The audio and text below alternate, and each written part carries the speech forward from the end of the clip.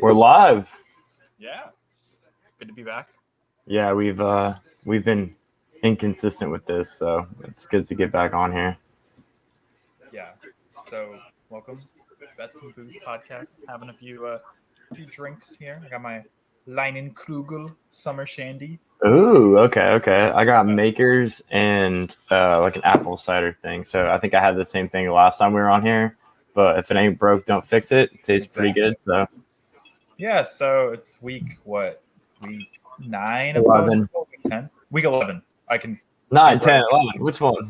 It's week 11. I can promise you that because it says it on Google, and Google's never wrong. Um, so there was a bit of controversy last week because of the college football rankings, and then coming into this week, the new top 10 dropped, and people also were still kind of mad. And I have a huge gripe with Alabama fans and college football fans in general, right? So I just want to air this out. Georgia, of course, was number 1. Alabama was number 2, right? And I saw a bunch of Alabama fans saying we don't deserve to be number 2, and a bunch of college football fans going, "Oh, I guess winning by 6 points over LSU is, worthy of the number 2 spot right now." That's fine. I understand why people are upset about that, especially if your whole reasoning, right, for not ranking Cincinnati or Oklahoma high is because they barely win every week. But literally every other team that was right behind them also had a struggle loss or a struggle win, excuse me. Like Oregon won by 9 points, and that was because the Washington center snapped the ball through the back of the end zone at the end of the game. So that was a one possession game, basically. Ohio State beat Nebraska by 9 points. Like, Nebraska's been playing pretty well, but it's not like they went out and dominated Nebraska like you would expect them to. Cincinnati won 28-20 against, they were playing Tulane, I believe. So it's not like any of the next teams up really did anything to pass Alabama. This is just a weird year. I mean, I completely agree with you. Alabama looked pretty bad, but also none of the other teams besides Georgia looked all that great. And Georgia played Missouri, so Yeah. take that win with a grain of salt. But I keep saying that every time Georgia plays somebody this year, and I think I've finally come to grips with they're a pretty good football team, regardless of if I want them to be or not. But this is just an odd year. I mean, you brought up Cincinnati struggling. I mean, they're struggling right now. I'm looking at the TV. They're down 7-0 to South Florida, like UCF, right? USF. But USF. I get that mixed up. But I don't know. This is a very odd year for college football. Like it was for a while. It was Georgia and Alabama at the top, and now it's just kind of Georgia sitting up there alone. yeah. Well, I told you right before we started, kind of hot take. I think that Cincinnati might lose tonight. I don't know. I just, they're down 7-0 already. USF is 2-7, but they're not like an awful team. They're not great, mind They're you. 2-7, but they're not terrible. Well, I mean, they lost to BYU, SMU. They lost to Tulsa by 1. They lost to ranked Houston. They lost to Florida, and they lost to ranked NC State. So their schedule for a That's AAC not bad. team is pretty tough, right? Like, they're an American Conference team. And, it's just kind of like, I don't know, Cincinnati, they beat Notre Dame. You're good, by the way. I think you posted that on Twitter. It says Joe Will on Twitter. But Cincinnati beat Notre Dame. Notre Dame is they're Notre Dame. They're weird. I don't even try to rank Notre Dame fairly. But other than that, I saw another thing people were complaining about. It's after Alabama struggled this last week, people are like, oh, they're scheduled a cupcake like New Mexico State next week. Except that's good and all, but Alabama literally has the toughest strength of schedule of all the teams in the top 10 right now. So I think that was pretty interesting. And then I think Cincinnati was 128 out of all teams in college football in strength of schedule. So yeah, they're 9-0, but I would hope so if they're even a decent team with the teams that they've been playing.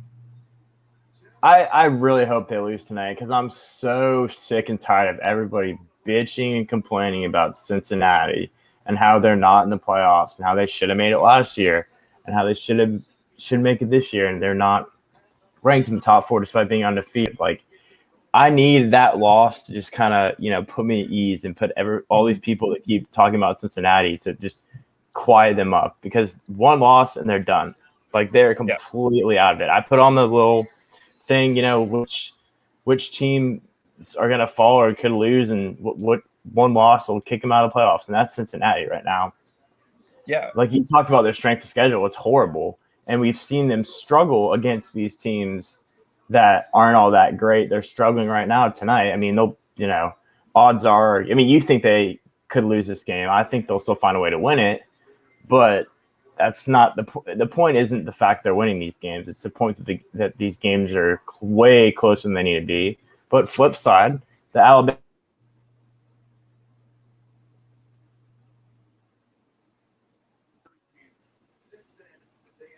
Wait, sorry. Can you say that last part again? I lost you for a second. What was the spread on the Alabama game? Yeah, I don't like 30 or 25 or something. I think it was like 28. But I'm just saying, Alabama hasn't really been blowing out teams either. So yeah, it's odd. It's definitely unusual. And I mean, looking at the top 10 right now or the top 9 for this week, it's Georgia at 1, Alabama at 2, Oregon moved up to 3. They're 8-1 after Michigan State had a shocking loss to Purdue, which bumped them to 7. Then you have Ohio State at 4, who beat Nebraska 26-7, like you mentioned. Cincinnati at 5, beat Tulsa 28-20. Michigan's at 6, despite losing to Michigan State, which I thought was interesting. Yeah. And then Oklahoma at 8 and Notre Dame at 9. So, I mean, not a single one of these teams is unbeatable. I mean, a lot of these teams already have one loss. There's only Cincinnati, Georgia, and Oklahoma are the only teams that haven't lost yet and are still perfect on here. And then, aside from Georgia, Cincinnati and Oklahoma could have easily lost multiple games up to this point. I also want to point out, I don't know how you could forget the powerhouse that is the UTSA Roadrunners. They're the 4th undefeated team this season. They're 9-0 right now. Well, I'm just looking at the top 10. Oh, okay. But yes, those are the only 4 in all of college football. It's the 3 in the top 10 and then the UTSA Roadrunners. So meet, I guess. I feel the same way that you feel with Cincinnati about Oklahoma. They have to lose to Baylor this week. I feel like just how close and lucky they've been getting in a lot of these games. But I've said that every week, and it's going to be the death of me and my wallet. I bet against them. I bet against them again this week. Spoiler alert. I bet Baylor to win it, just outright.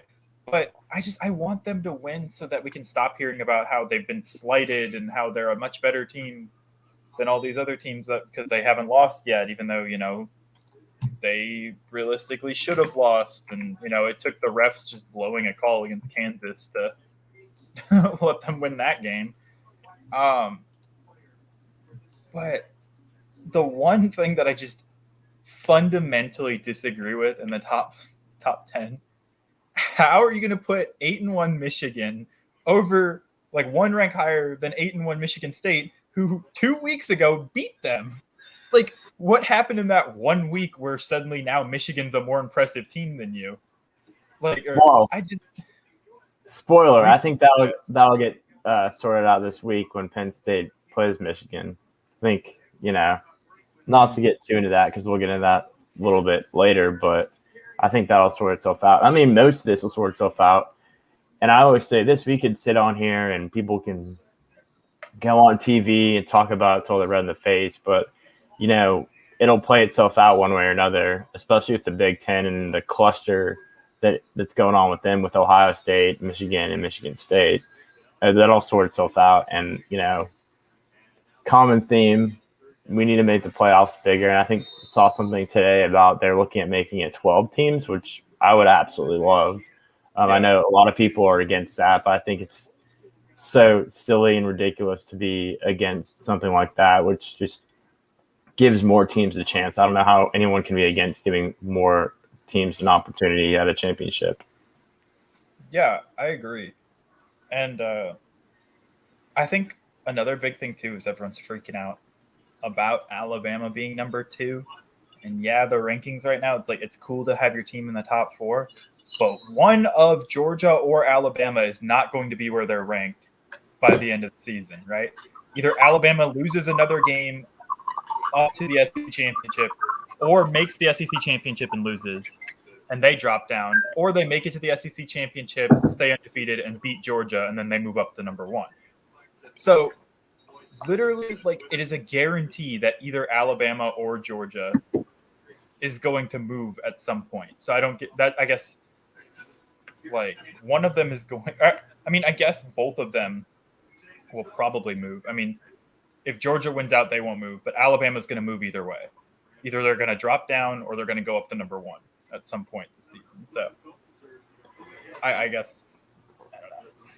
I mean, we like to talk about all teams on here, but I'm kind of interested to pick your brain on that Alabama game because I know I have some strong feelings about it, and I was kind of letting those strong feelings out during the game on Twitter. But I'm kind of interested, like, where you stand with Alabama and their chances going forward after a tough, tight win against an LSU team that's completely depleted. So I think that Pete Golding is getting too much flack this year. I think that the defense literally won the game for the team. They've had their shaky spots, but I think he's been better than people give him credit for. I know it's easy to hate on him because you're used to, like, not used to, but because people long for the previous years where Alabama would let teams score like 2 points a game. I think he's not the best defensive coordinator, but I think he's getting a little more hate than he deserves. Bill O'Brien, though, my God, I have PTSD. I have to watch it every Sunday, and now I also have to watch it every Saturday. It's like a very similar theme where they just call the most ridiculous plays in the situations. And, like, I don't know, they run the ball up the middle on second down almost every time, even when they had 6 total rushing yards, like 6 net yards, I guess, if you take away yards from sacks. It's 6 rushing yards, which is like the second lowest I think Alabama's ever had or something like that, I saw. And like Bryce Young is playing as well as he can, right? I think Bryce has been amazing this year. Even if his stats aren't like flying off the paper every game, I think with the offensive line playing the way it does, he's played outstanding, especially for a guy like in his first year, and he could only get better. I think that like we rely too much on Slade Bolden. I wish we would rotate in one of the freshman receivers we have. I've never seen Slade like make someone miss or make like a super contested catch or something. He's a grinder, though, man. Last guy in, first one in, last guy out. The type of guy that you'd want your daughter to date. Yeah, and the other thing that kind of worries me too is like obviously I defer to Nick Saban. He's been doing this for a really long time. Probably the best college coach of all time. But some of these players that he's like leaving out because he's trying to send a message that they need to practice better, I think is kind of weird to me.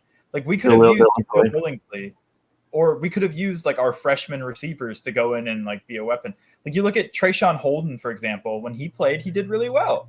I mean, he's a sophomore, but he did well. And JoJo Earl, for example, got a couple like targets earlier in the year and actually led our team in receiving one game. And then he kind of fell off the face of the planet. Like, I don't know if you followed the whole Ajiye Hall thing. Oh, I did. Yeah. So I kind of like, full disclosure, I'm invested in this. And so sometimes I go creep on his Twitter to see what his mental's at. And it seems like he's bought back in, right? Recently, it's been all like roll tide. I got to wait for my turn, all this stuff.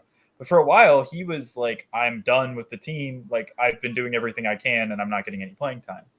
And especially after like a loss, that's got to be a tough pill to swallow that your coach just refuses to play you, even though I know for a fact that he would be better than Slade Bolden.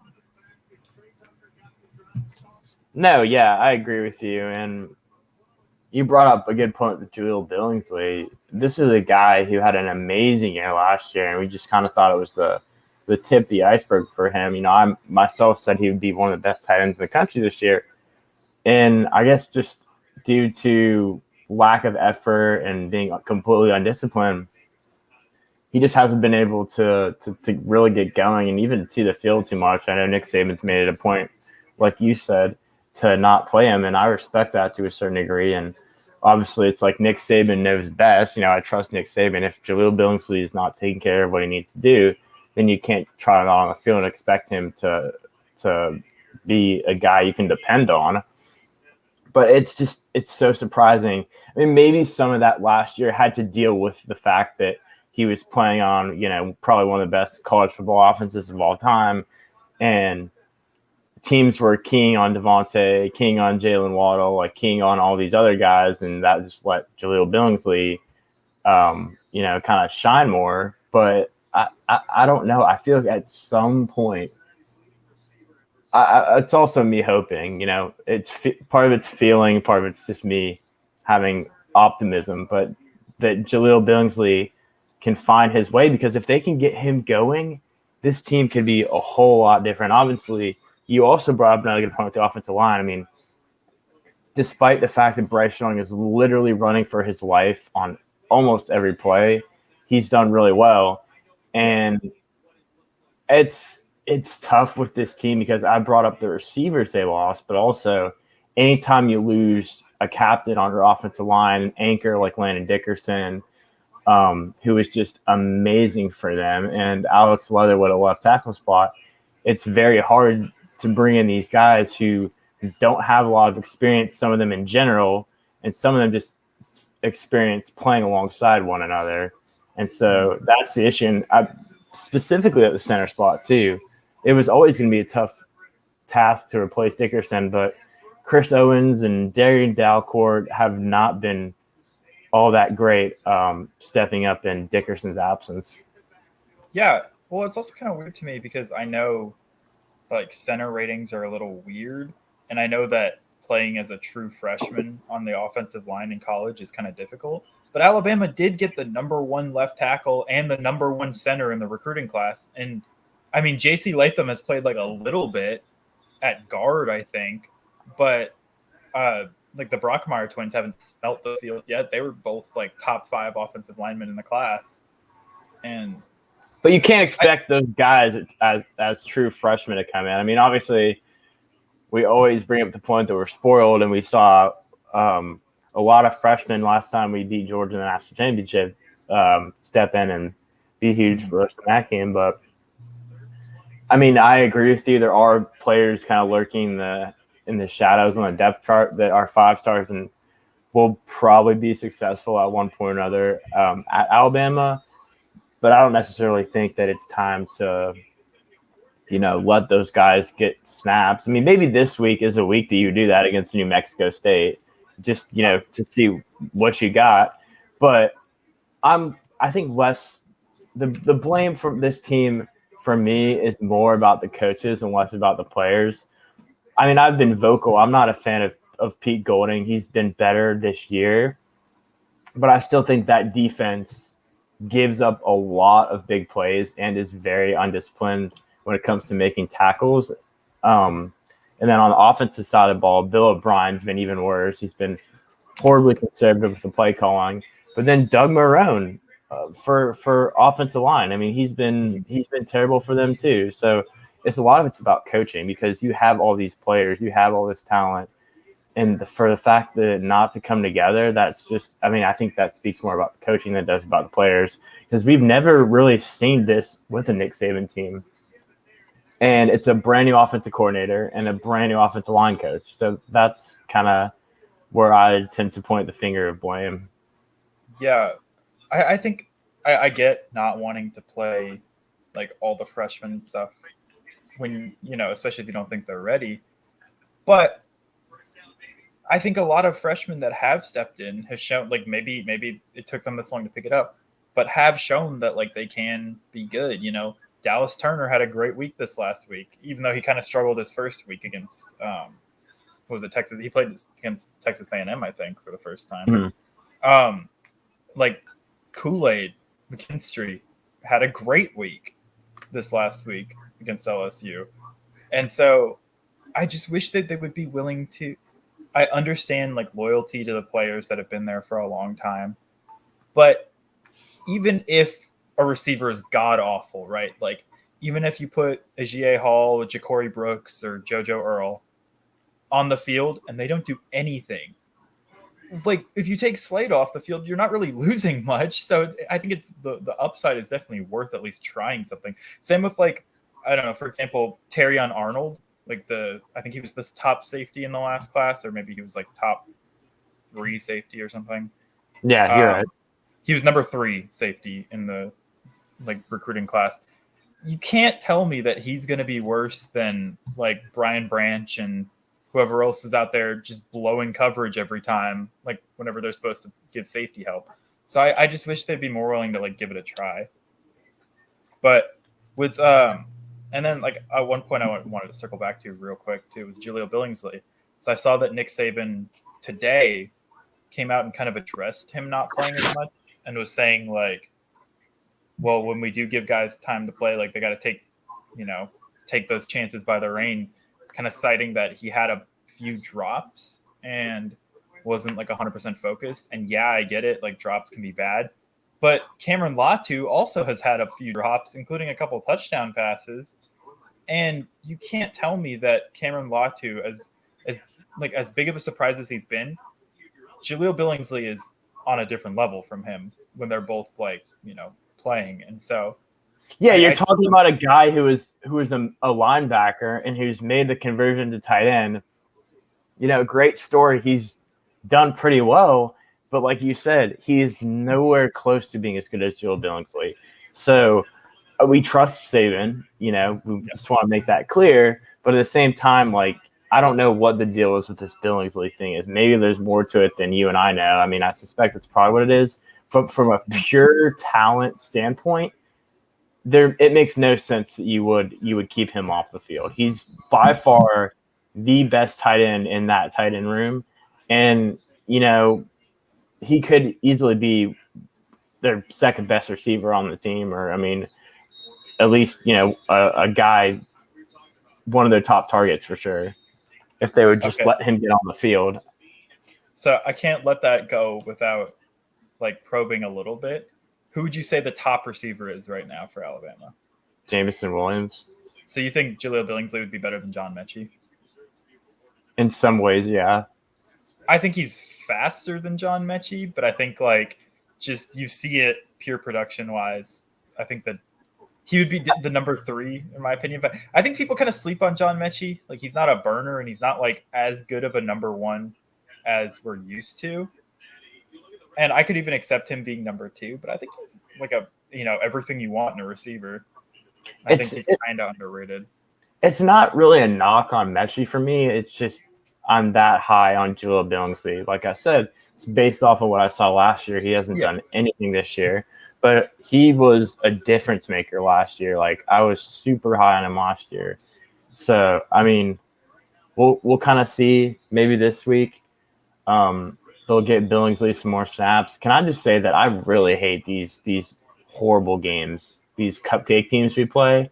Yeah. And I brought it up last year when we did some podcasting about I feel like this team benefits a lot more from playing that all conference schedule because there's no margin for error. You can't screw up because you don't have, you can't look at the schedule and be like, oh, let's just get through this week against LSU because we play New Mexico State, the following week. Like it puts the pressure on for you to be at your best week in and week out. And I think it was the difference maker for last year's team. And I wish that was something that we could continue doing. But at the same time, the cupcake teams need their paychecks to keep their programs afloat. Yeah. Well, I guess, too, I just want to point out that Alabama was one of the only teams that actually voted to keep like the all SEC schedule. They wanted it. We wanted it. But unfortunately, like the SEC overwhelmingly as a whole kind of shot it down. It's all about money. Exactly. But the team, so you can't say the team didn't try, right? When you see next time you see someone criticize a team for playing cupcakes, just remember they were one of the teams that put in a motion to try to get an all SEC schedule, and they went undefeated in an all SEC schedule last year. So it's not like they can't do it. We play these cupcakes, but you brought up earlier in the show, our strength of schedule is up there as far as all these other top 10 teams. So yeah, I guess it kind of evens itself out. Cincinnati just scored, so they're up 14-7. Darn, but I think their strength of schedule is like 23, and the next highest is in the 30s in the top 10. So, I think we hit on a lot about Alabama. We should probably talk about some of the other games that are coming up this week. Like, there's not a much analysis for Alabama versus New Mexico State. I would be shocked. I actually did bet the over, though. That was one of my bets this week on that game. I think it was over under 65 points or something like that. Mm-hmm. So I think that it's going to be a pretty high scoring game. I think because we haven't had one where we can just uncork it and let it go for a while. So I think the offense is going to be hungry to actually put up points after kind of being bottled against LSU. So Michigan, number 6, Michigan at Penn State. I know you said that you have a bit of a hot take about this one, so hit me with it.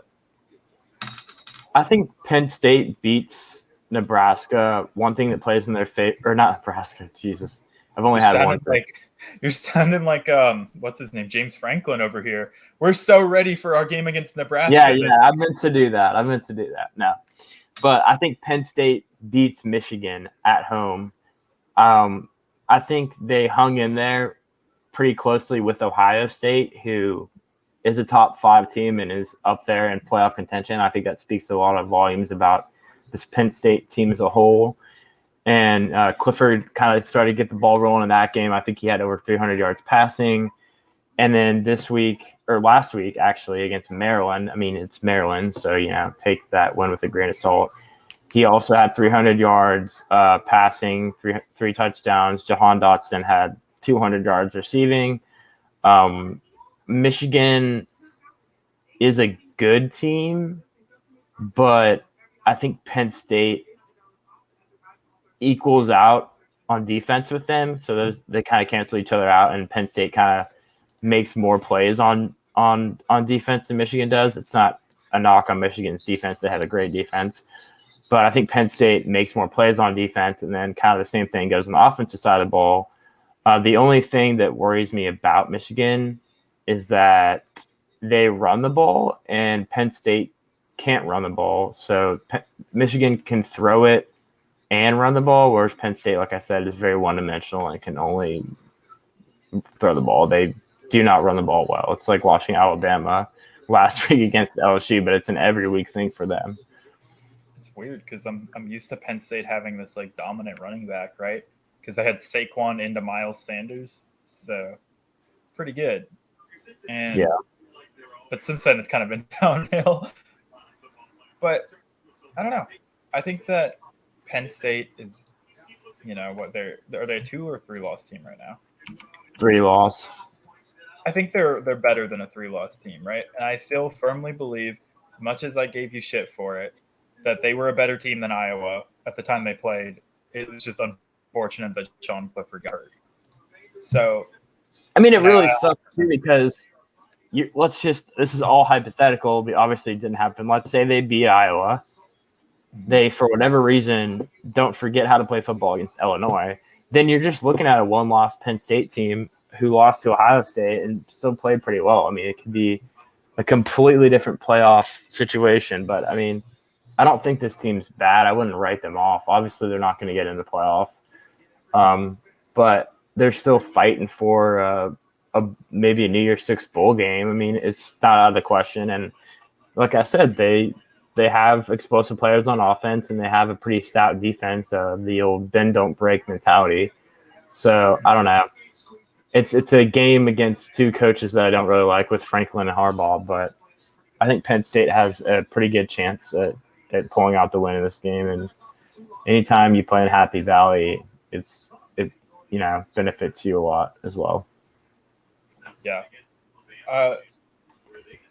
So I have to ask, you kind of brought up Harbaugh. It was just a random question I was thinking about. Because, going into before the Michigan State game, Michigan was looking like very, very good. Now they just look pretty good.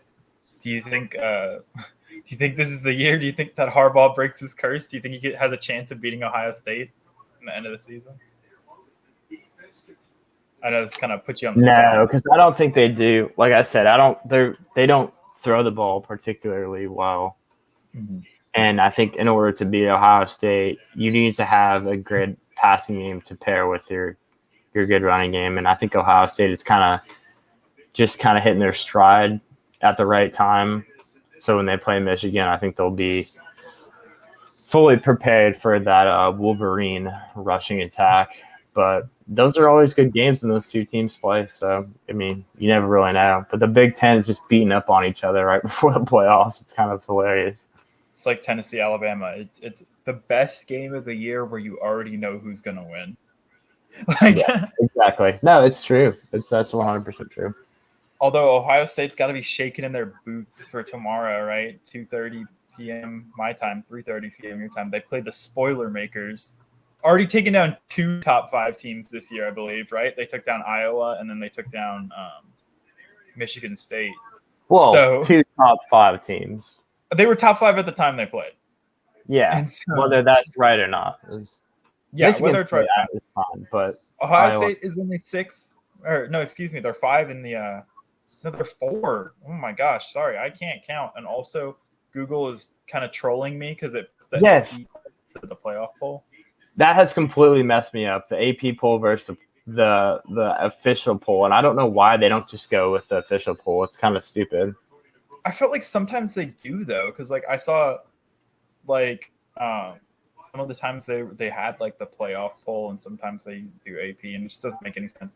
But anyway, yeah. So Ohio State, number 4, and Purdue is wasn't Purdue the team that killed Ohio State's dream like a couple of years back? So yep, they were.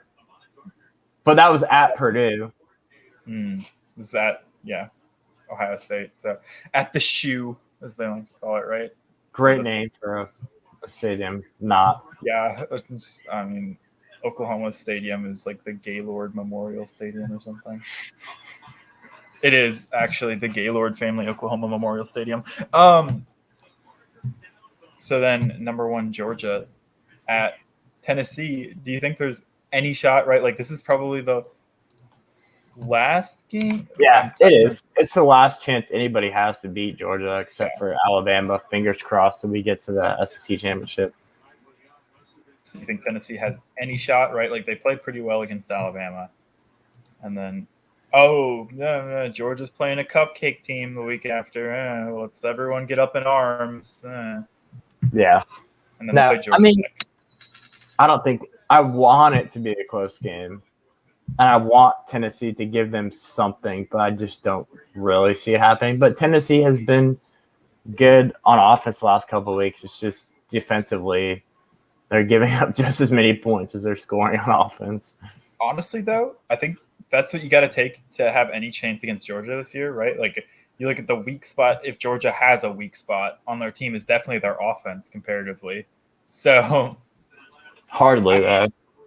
Yeah, not really. But if you had to choose like a weak spot for them, they're just so good this year. If you've got a microscope and you're trying to find you're trying to find little cracks in the armor. Lad McConkey. But oh man, I don't know. I think that Tennessee played pretty well against Alabama, and they could score a few points. Hey, Missouri was winning at one point last week.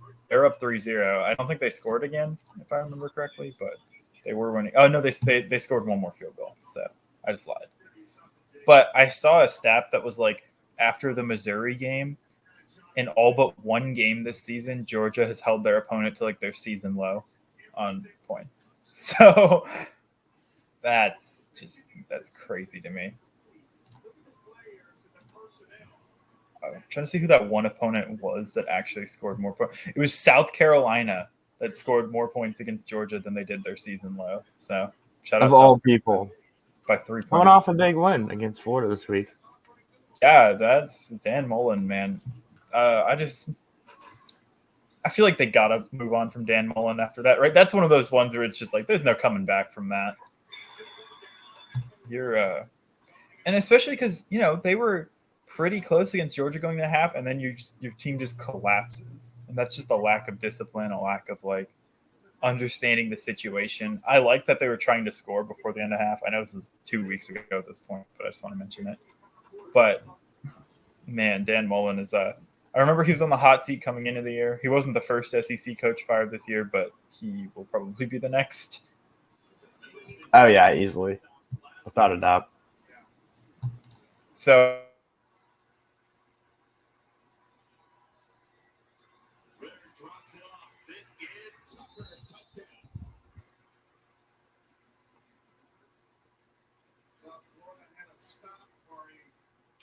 yeah, man. Last week against Houston, unable to do it here against Cincinnati. You get Tucker out leveraging the defense, and the speed is just too much to contain. As a former quarterback, I know you're going to love this for Dino Gaduli. His record just got tied on that. This is my Wi-Fi? Little shovel pass, my man. Yeah, you take it where you get them, right? No doubt. Extra point is good. Cincinnati 21-7. Dino Gaduli, your guy's coming for you. Whoops, didn't mean to.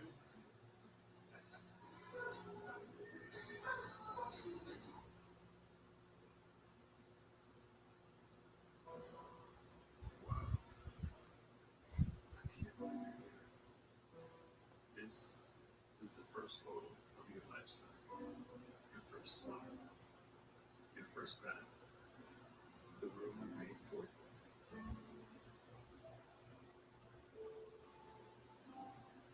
You'll be Nana and Grandpa, and you'll see the world in your own way. I'll teach you how to dress. All right, so Tyler is figuring out his internet issues. He said his internet pooped out, which is fine. It's not a huge deal. But we were basically we had finished talking about Penn State and Michigan, talking about Georgia and Tennessee, and how, Georgia is a juggernaut and Tennessee's not. Oh, Tyler's back. There we go. Oh yeah, hey, sorry, my internet died for a second. That was really weird. That's never happened. I'm so used to it being my internet, but I'm glad it was yours for once. I know. I immediately was like, Joe's internet died, and then like, screw you, Joe. Like, yeah, Joe, you ruined everything. So no, like I was saying, the number 9 Notre Dame at the University of Virginia. I think I remember you and Fagan both saying you think that Virginia has a pretty good shot at upsetting Notre Dame here. And I kind of have to agree. Notre Dame is just, I mentioned it earlier. I don't know. Like, man, they're never good like they should be. And they always are like just kind of the hardest team to predict, right? Like they've won against a couple of like decent teams. And then they lost to Cincinnati.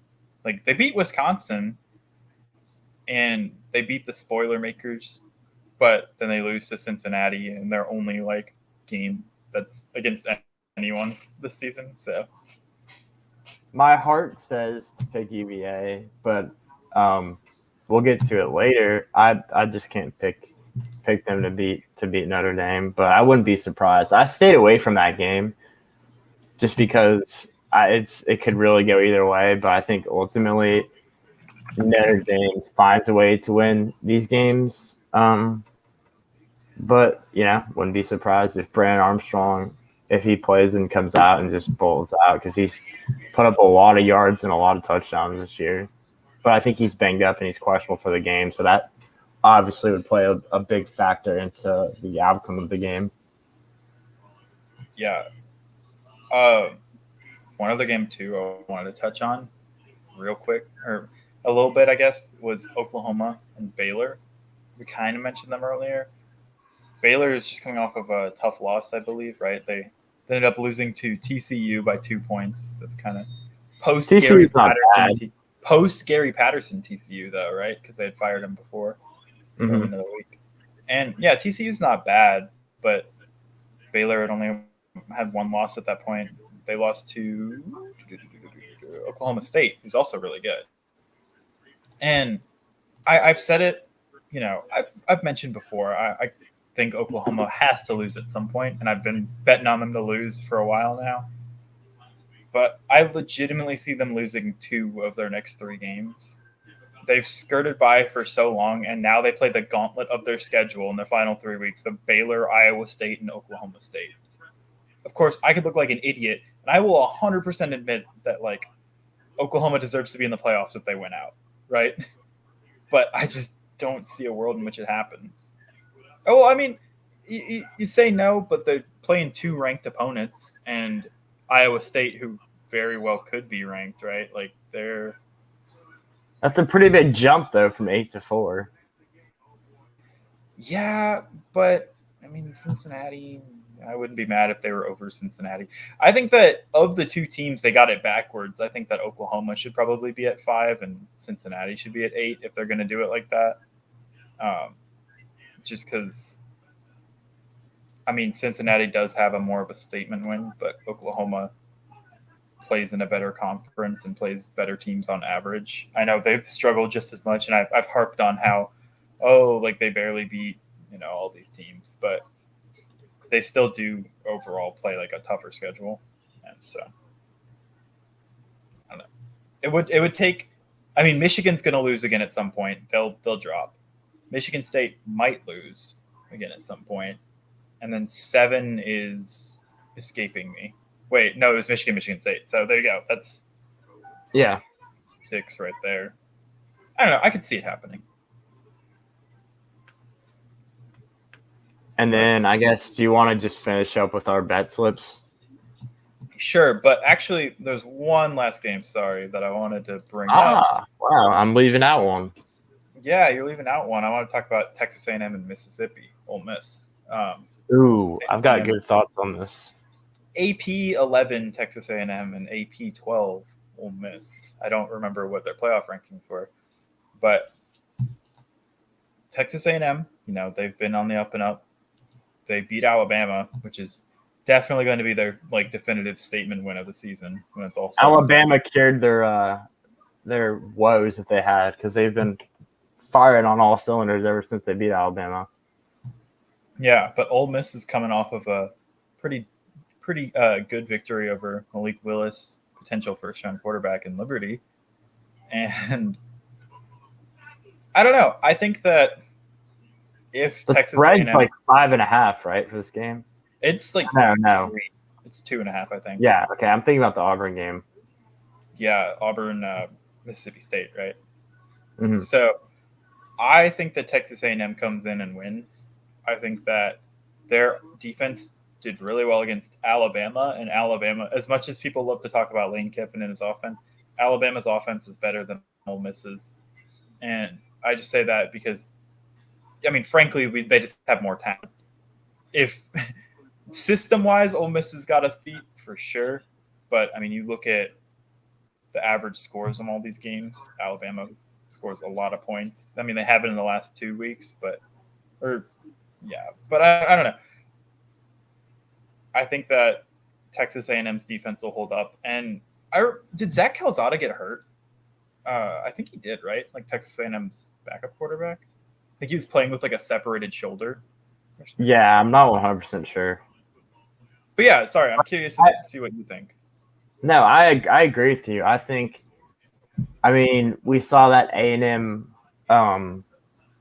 defense give Alabama fits. We saw it give Auburn fits last week. I think they're going to stifle Ole Miss's offense, who is a bit overhyped. I'm not terribly sold on him. I think Matt Corral's good, but I don't think – I mean, this will probably be, aside from Alabama's defense, well, in some ways, this will be the toughest defense that they've seen all year.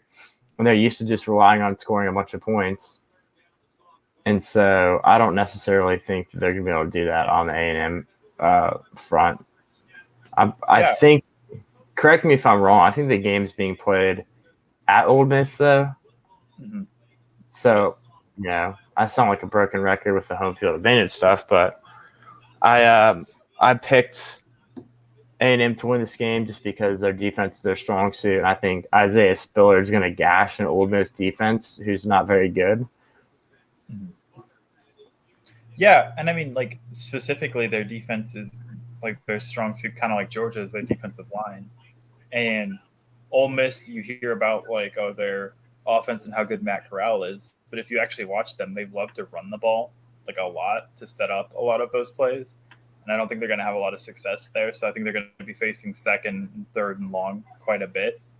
And like you said, Matt Corral is good, but he's going to probably get Bryce Young and have to run for his life quite a bit. And so Exactly.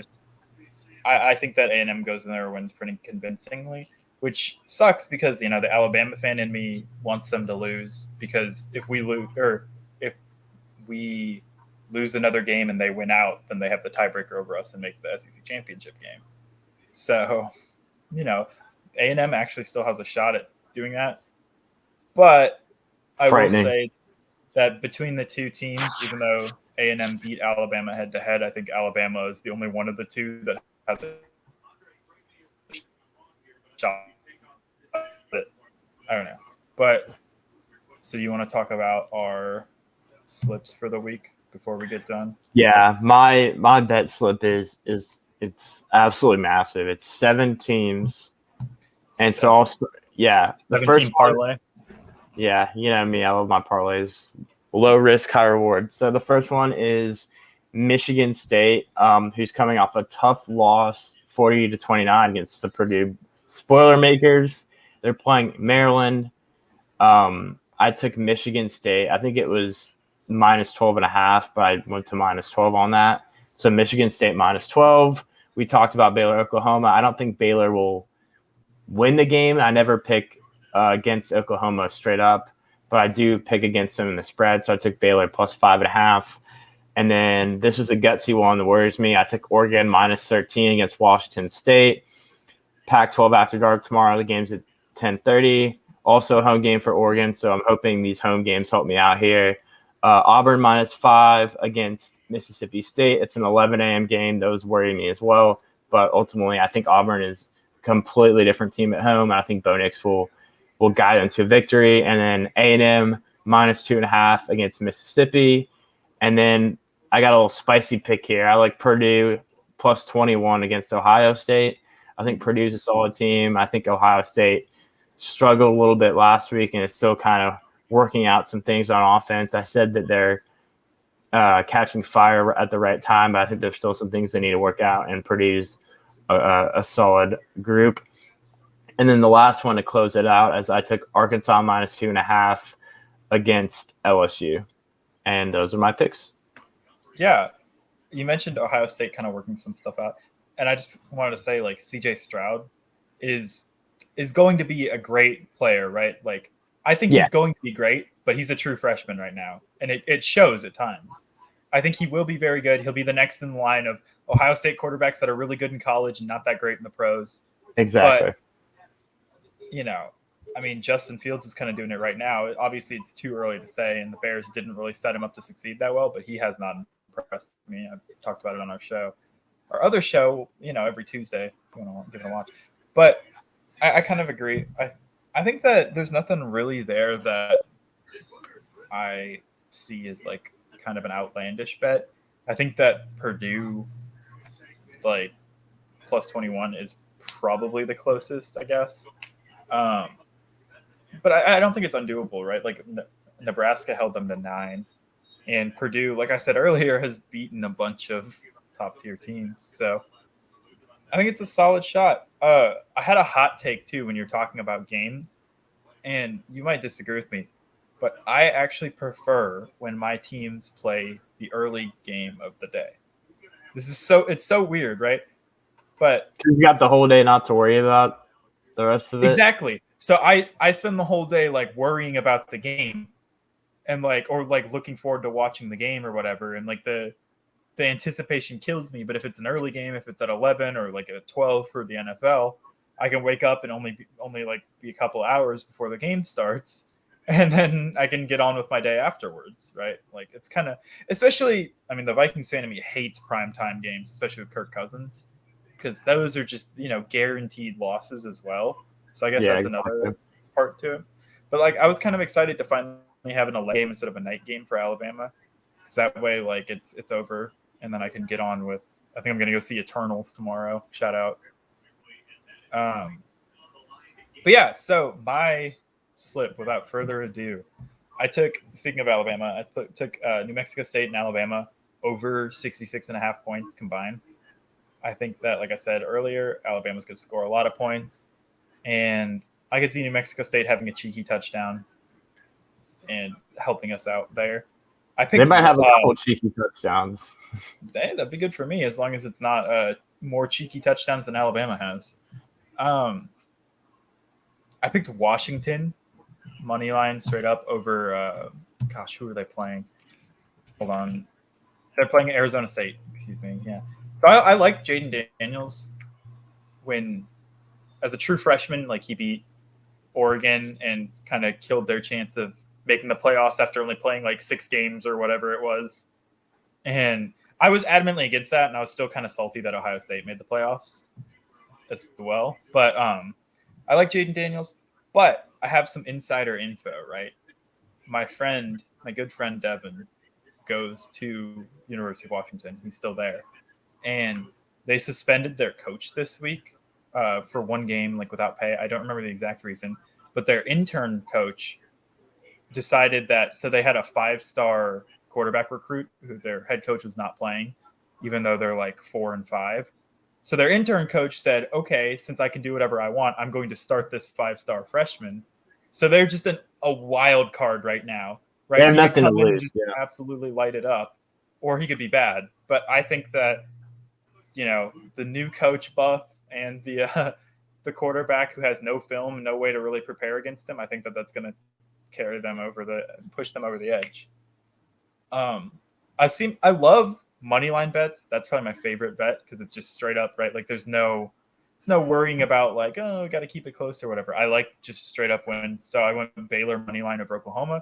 I will put my money where my mouth is. I keep saying they're going to lose, and I keep betting it, and I keep losing money, but maybe this is the week, by God. I picked Kansas plus 31 against, who are they playing as well? Kansas football. I looked this up. Oh, against Texas. There you go. Texas has kind of been weird this year. Sark hasn't been nearly as impressive as I thought he would be. Mm-hmm. They've kind of struggled at times. And 31 points, we talk about it a lot, right? Like Kansas is a bad team. They played Oklahoma really close, though. And 31 points is a lot in football. That is a lot of points to win by. So I think I have faith that Kansas can at least make it a competitive 30-point or less loss. And then I picked Rutgers football to win straight up over Indiana. Indiana was favored quite a bit, and Indiana's 2-7. Rutgers is 4-5, I believe, and Indiana's 2 wins. Like, they were not good teams.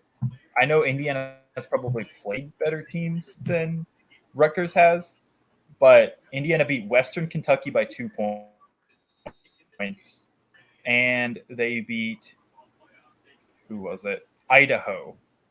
And Rutgers has actually been, pretty decent this year. I hear one of my good friends is from New Jersey. I heard all about Butgers for so long, right? Like his family's a Rutgers fan. But Rutgers has, they played Michigan pretty competitively, and they beat Illinois, who beat Penn State, I know Rutgers doesn't have any like amazing wins either, but Indiana and like Michael Penix and all of them have not been super impressive, and so I'm taking a chance on Rutgers, and I'm probably going to end up regretting it. And that's mine. I normally pick like 5 games to do $5 for. But, understandable. I'm just a lunatic, but yeah, thanks for and I'm not doing a parlay either. These are all individual bets. I'm not a madman. Yeah. Thanks to everybody that watched. Fagan had the prior commitment, so he was unable to join us, but fingers crossed you'll see all 3 of us next week. And, I know sometimes the energy gets low with me and Tyler because we're so used to just talking to each other on here, but Fagan will be back next week, bring some energy too. And thank you all that watched, and we'll see if we can make some money this weekend. Peace.